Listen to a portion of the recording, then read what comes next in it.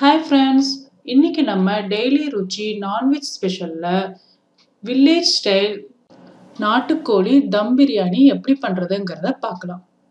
இங்க நான் 3/4 கிலோ அரிசிக்கு என்னென்ன பொருட்கள் எவ்வளோ சேர்க்கணுங்கிறத சொல்லியிருக்கேன். முதல்ல நம்ம பிரியாணி மசாலா அரைக்கிறதுக்கு இஞ்சி 100 கிராம், பூண்டு 3 முழு பூண்டு, வரமிளகா 8ல இருந்து 10 காரத்துக்கு தகுந்த மாதிரி, முந்திரி 3, ஏலக்காய் 4, பட்டை 8 இன்ச் அளவுக்கு, லவங்கம் 5, சோம்பு 1 டீஸ்பூன், அன்னாசிப்பூ 1, பிரிஞ்சி இலை 4, கசகசா 1/2 டீஸ்பூன், மராட்டி மொக்கு 3. இதை எல்லாத்தையுமே நம்ம அம்மியில வச்சு நல்லா அரைச்சி எடுத்துக்க போறோம். அடுத்ததா நம்ம எண்ணெயில வறுக்க தேவையான பொருட்கள் நாட்டுக்கோழி 3/4 கிலோ, பிரியாணி அரிசி 3/4 கிலோ, எண்ணெய் 200 மில்லி, நெய் 1 டேபிள் ஸ்பூன், வெங்காயம் 5 நீளமா வெட்டி வச்சுக்கோங்க, 4 பொடியா நறுக்கின தக்காளி, பச்சை மிளகா 6 குறுக்க கீறி வச்சுக்கோங்க, எலுமிச்சம்பழம் 1/2 மூடி, உப்பு தேவையான அளவு, ஏலக்காய் 4, பட்டை 2 இன்ச், கிராம்பு 5, ஜாதிபத்திரி 2, கடல் பாசி கொஞ்சம், அன்னாசி மொக்கு 2, பிரிஞ்சி இலை 3, மராட்டி மொக்கு 2, புதினா கொத்தமல்லி 1 கைப்பிடி அளவு. முதல்ல நம்ம பிரியாணி அரிசியை நல்லா கழுவி தண்ணியை வடித்து எடுத்து வச்சுக்கலாம்.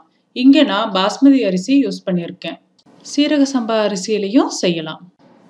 நம்ம எடுத்து வச்சிருக்கிற மசாலா பொருட்கள் எல்லாத்தையுமே அம்மியில் வச்சு நல்லா நம்ம நைஸாக அரைச்சி வச்சு அம்மியிலையும் கொஞ்சமாக தண்ணியை ஊற்றி நல்லா கழுவி அந்த தண்ணியும் எடுத்து வச்சுக்கலாம். நம்ம இந்த மசாலாவை மிக்சியில் இல்லை கிரைண்டர்லையும் கூட அரைச்சிக்கலாம்.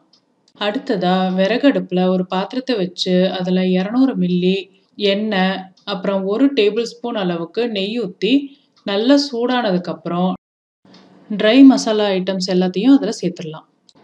இப்போ நம்ம நீளமாக கீறி வச்சிருக்கிற பச்சை மிளகா, நீளமாக கட் பண்ணி வச்சிருக்கிற வெங்காயம் ரெண்டையும் சேர்த்து வெங்காயம் நல்லா பொன்னிறமாகிற வரைக்கும் வதக்கிக்கலாம். இப்போ வெங்காயம் நல்லா வதங்கிடுச்சு. அடுத்ததான் நம்ம கட் பண்ணி வச்சிருக்கிற தக்காளியை இதில் சேர்த்துடலாம். தக்காளி நல்லா வதங்கினதுக்கப்புறம் புதினா கொத்தமல்லியும் சேர்த்து நல்லா வதக்கிக்கணும்.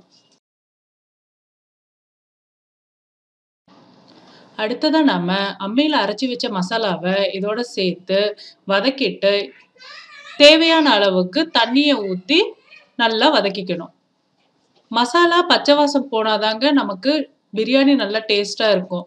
அது நல்லா வதங்கி எண்ணெய் பிரிஞ்சு நமக்கு வரணும். அதுக்கப்புறமா தான் நம்ம சிக்கனை சேர்க்கணும். இப்போ நம்ம இந்த சிக்கனை மசாலாவோட சேர்த்து நல்லா கிளறிக்கலாம். ஒரு 2 நிமிஷம் நல்லா கிளறினதுக்கப்புறம் இந்த சிக்கன் வேகிற அளவுக்கு கொஞ்சம் தண்ணி சேர்த்து நல்லா சிக்கனை வேக வைக்கணும்.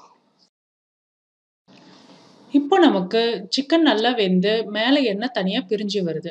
இந்த ஸ்டேஜில் நம்ம பிரியாணிக்கு தேவையான தண்ணியை சேர்த்துடலாம். நான் முதல்ல சொன்ன மாதிரி 1 பங்கு அரிசிக்கு 2 பங்கு தண்ணி சேர்க்கணும்.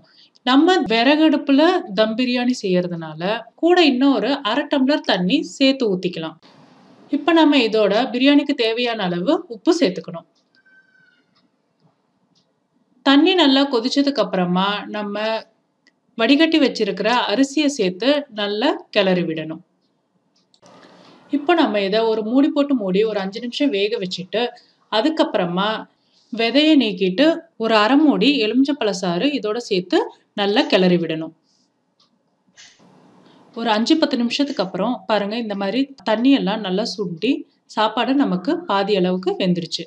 அதுக்கப்புறமா நம்ம இதோட கொஞ்சம் புதினா கொத்தமல்லியை தூவி அது மேலே ஒரு வாழை இலையும் போட்டு மூடியை போட்டு மூடி வைக்கணும்.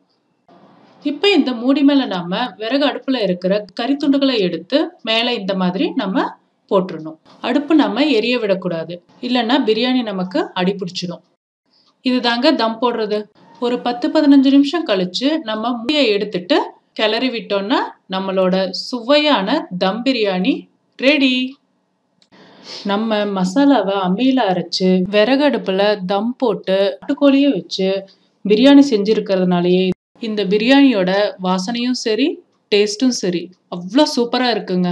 நீங்களும் உங்களுக்கு வாய்ப்பு கிடைக்கும் போது இந்த மாதிரி செஞ்சு பாருங்க. இதோட டேஸ்ட்டுக்கு ஈடு இணையே கிடையாதுங்க. இன்னைக்கு பார்த்த ரெசிபியை நீங்க உங்க வீட்ல ட்ரை செஞ்சு பார்த்துட்டு மறக்காம உங்களோட கமெண்ட்ஸை சொல்லுங்க. உங்களுக்கு பிடிச்சிருந்தா உங்க ஃப்ரெண்ட்ஸுக்கும் ஷேர் பண்ணுங்க. மறுபடியும் வேற ஒரு ரெசிபியோட நம்ம டெய்லி ருச்சியில சந்திப்போம். தேங்க்ஸ் ஃபார் வாட்சிங்.